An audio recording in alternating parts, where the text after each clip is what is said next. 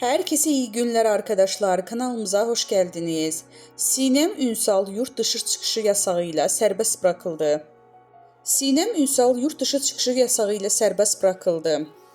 Gözaltı kararı verilen ve ifade vermek üzere Mardin'den İstanbul'a gelen Sinem Ünsal, işlemelerin ardından yurt dışı çıkışı yasağı şeklinde adli kontrol şartlarıyla serbest bırakıldı. Son dalgada hakkında gözaltı kararı verilen isimler arasında oyuncu Sinem Ünsal da yer aldı. Ünsal ifadesinin ardından yurt dışı çıkış yasağı ile serbest bırakıldı. Ünsal süreçle ilgili yaptığı açıklamada adımın böyle bir konuyla anılmasından dolayı çok derecede üzgünüm ancak gerçeklerin ortaya çıkacağına inanıyorum ifadelerini kullanmış ve en kısa sürede ifade vermeye gideceğim söylemişti. Reytingler rekoru kıran Uzak Şehir dizisinde aile karakterine hayat veren Sinem Ünsal da çekimler için bulunduğu Mardin'den ifade vermek üzere İstanbul'a geldi.